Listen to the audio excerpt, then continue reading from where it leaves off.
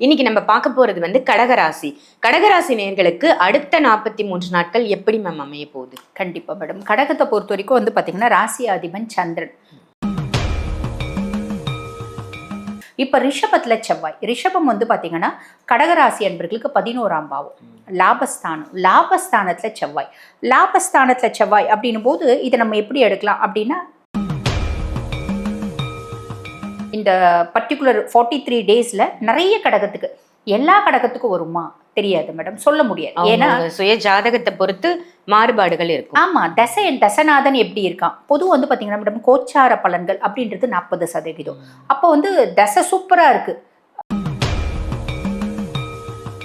கடகத்துக்கு பிள்ளைங்க கண்டிப்பா வந்து பாத்தீங்கன்னா ஒரு காலகட்டம் இல்ல ஒரு காலகட்டம் எங்க அம்மா ஐடியல் மதர் அப்படின்ற வார்த்தை சொல்லுவாங்க. ஏன்னா கடகம் டிசர்வ் தட்.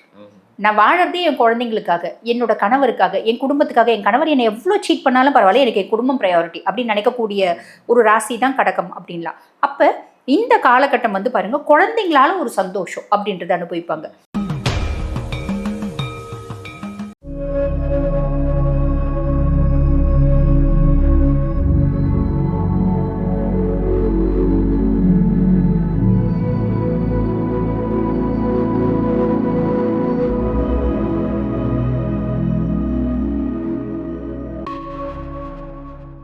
ஆன்மீக பரிகார நேயர்கள் அனைவருக்கும் அன்பான வணக்கங்கள். இன்னைக்கு நம்ம யாரை சந்திக்க வந்திருக்கோம் அப்படின்னு பாத்தீங்கன்னா, அஸ்ட்ராலஜர் டாக்டர் தீபா அருளாளன் மேடம் தான் சந்திக்க வந்திருக்கோம். ஒரு சூப்பரான டாபிக் இன்னைக்கு நமக்கு அவங்க கொடுக்க போறாங்க. அதுவும் ஒரு வித்தியாசமான டாபிக் அப்படின்னு சொல்லலாம். என்ன அப்படின்னு பாத்தீங்கன்னா, வர இருக்கின்ற செவ்வாய் பயிற்சி. செவ்வாய் பயிற்சி காமன் தானே அப்படின்னு நீங்க நினைக்கலாம். ஆனா இந்த செவ்வாய் பயிற்சியில அடுத்த 43 நாட்கள் உங்க லைஃப்ல என்ன விதமான மாற்றங்கள் நடக்க போகுது ஒவ்வொரு ராசிக்காரர்களுக்கும் அப்படின்னு ஒரு நல்ல 5 பாயிண்ட் சொல்ல போறாங்க. கவனமா வீடியோ ஃபுல்லா பாருங்க. உங்க ராசிக்கு நடக்க இருக்கும் அற்புதமான மாற்றங்களை நீங்க தெரிஞ்சுக்கலாம். வாங்க மேடம் சந்திச்சிடலாம். வணக்கம் மேம். வணக்கம் மேம். எப்படி இருக்கீங்க? நல்லா இருக்கேன் மேம். நீங்க நல்லா இருக்கேன் மேம். ரொம்ப அழகா, ரொம்ப அற்புதமா நிறைய நல்ல விஷயங்கள் மக்களுக்காக சொல்லிட்டு இருக்கீங்க மேம். ரொம்ப வித்தியாசமான டாபிக் இது அப்படின்னு சொல்லலாம். எனக்கு அப்படி பர்சனலா ஃபீல் ஆகுது.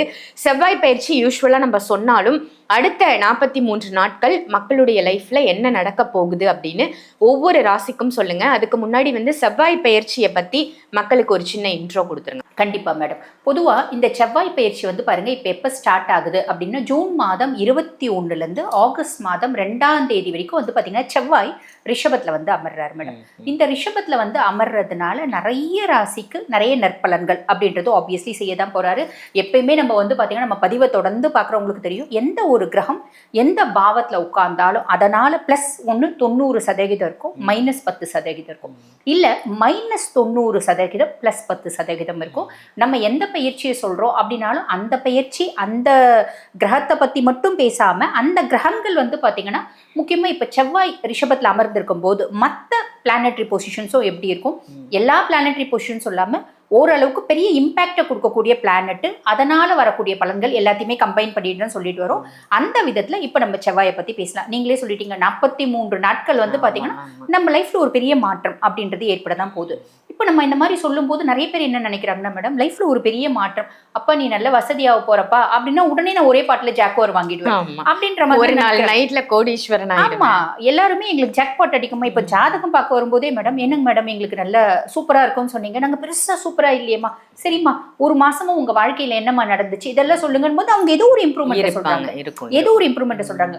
என்னம்மா ரொம்ப நாளா வந்து ஆசைப்பட்டது ஏதாவது நடந்துச்சாமா அப்படின்னு கேட்கும்போது, இந்த சனி வக்ரகதிக்கு ஒரு கிளைண்ட் இப்ப பேசினாங்க, ரொம்ப நாளா ஆசைப்பட்டது இப்படி என்னம்மா நடந்துச்சு அப்படின் போது அவங்க சொன்னாங்க, இந்த மாதிரி ஒரு விஷயம் நடந்துச்சு, ஆனா நிறைய நடக்கல, ஏதோ ஒண்ணு நடந்துச்சு இல்லம்மா, கொடுக்க போற சனி இல்ல. நம்ம ஆக்சுவலா உன்னிப்பா கவனிக்கணும் நம்ம லைஃப்ல என்ன மாதிரி நடக்குது அப்படின்னு. ஏதாவது ஒரு நல்ல மாற்றம் வரும், கண்டிப்பா வரும் மேடம். இந்த பிளானட்ஸ் வந்து நம்ம மனுஷால வந்து பாத்தீங்கன்னா நம்ம பொய் சொல்லுவோம், வாய்க்கு வந்ததெல்லாம் பேசுவோம், பிளானட்ஸ் வந்து பொய் சொல்றது இல்லை. அதே மாதிரி ஒரு நம்ம சனி வக்ரம் பேசும்போதும் ஒரு கமெண்ட் கொடுத்திருந்தாங்க, சனி வக்ரகதி அடைகிறாரு சனிக்கு தெரியுமா அப்படின்னு.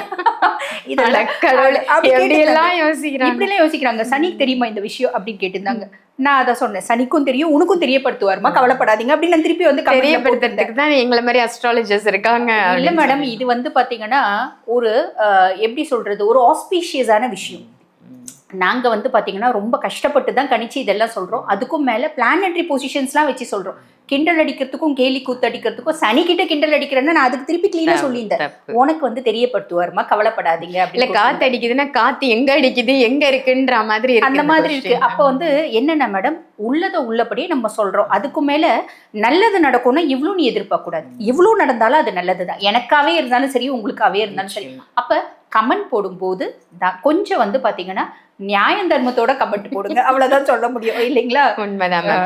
நிறைய மக்கள் வந்து நல்ல பாசிட்டிவ் கமெண்ட்ஸும் கொடுக்கறாங்க.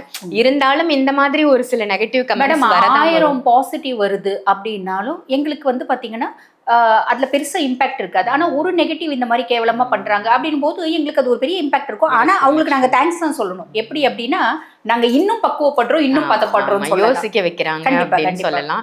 நிச்சயமா உங்களுடைய நல்ல கமெண்ட்ஸும் போடுங்க. இப்ப செவ்வாய் பயிற்சி ஒவ்வொரு ராசிக்கும் நம்ம பார்த்துடலாம் மேம். கண்டிப்பா.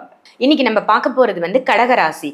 கடகராசி நேயர்களுக்கு அடுத்த 43 நாட்கள் எப்படி மேம் அமைய போகுது? கண்டிப்பா மேடம். கடகத்தை பொறுத்த வரைக்கும் வந்து பாத்தீங்கன்னா ராசி அதிபன் சந்திரன். சந்திரனுக்கு செவ்வாய் நட்பா பகையா அப்படின்னு கேட்டால் சம ஆற்றல் பொருந்தியவர். சந்திரனுக்கு எந்த அளவுக்கு வந்து எஃபிகசிஸ் பவர்ஸ் இருக்கோ அதே அளவு பவர்ஸ் வந்து பார்த்தீங்கன்னா செவ்வாய்க்கும் உண்டு அப்படின்னா. இப்போ ரிஷபத்தில் செவ்வாய். ரிஷபம் வந்து பார்த்தீங்கன்னா கடகராசி அன்பர்களுக்கு 11ஆம் பாவம், லாபஸ்தானம். லாபஸ்தானத்தில் செவ்வாய். லாபஸ்தானத்தில் செவ்வாய் அப்படின்னும் போது இதை நம்ம எப்படி எடுக்கலாம் அப்படின்னா, ஒரு ஆஃபீஸில் வேலை செய்கிற ஆண்கள், ஒரு ஆஃபீஸில் வேலை செய்கிற ஆண்கள் கூட வந்து பார்த்திங்கன்னா ஹவுஸ் ஒய்ஃப் இப்படின்ற மாதிரி எடுத்துக்கலாம்.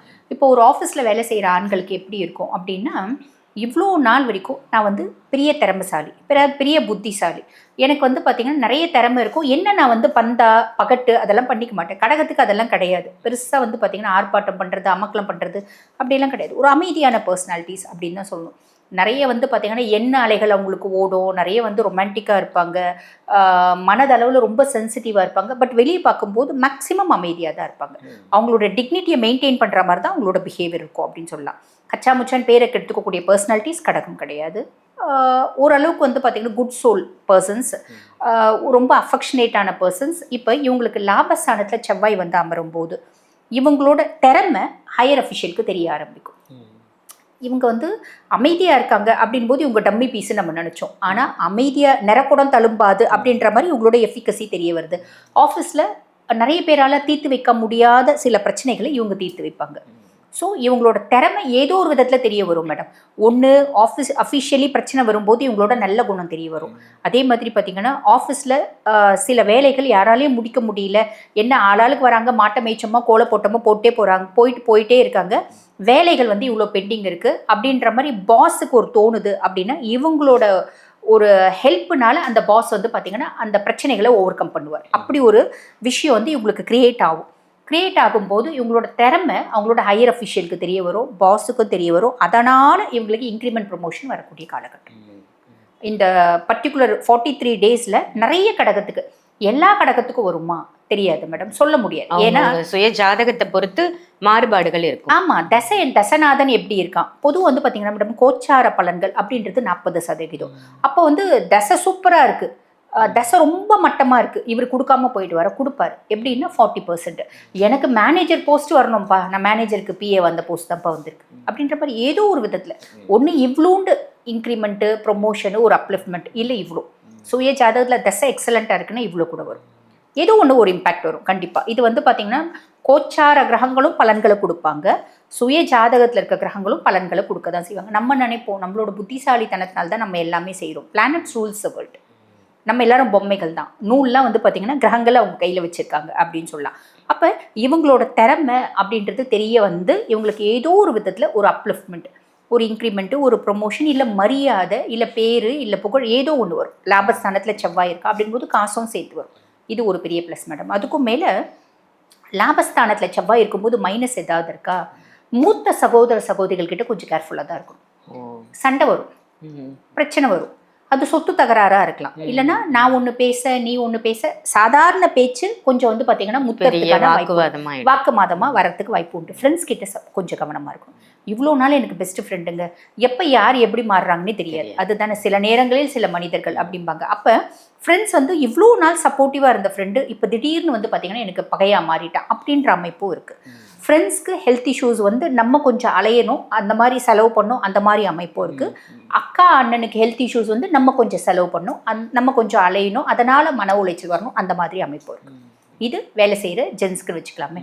இப்போ ஹவுஸ் ஒய்ஃப் ஒரு குடும்பத்தில் வந்து பார்த்திங்கன்னா ஒரு குடும்ப தலைவி, இப்போ இவங்களுக்கு எப்படி இருக்கும் அப்படின்னா லாப செவ்வாய் இவங்க குடும்பத்தில் இருக்காங்க, இவங்களுக்கு எப்படி லாபம் வரும், எந்த விதத்தில் காசு வரும், வேலையே பார்க்கல, பணம் எங்கேருந்து வரும்.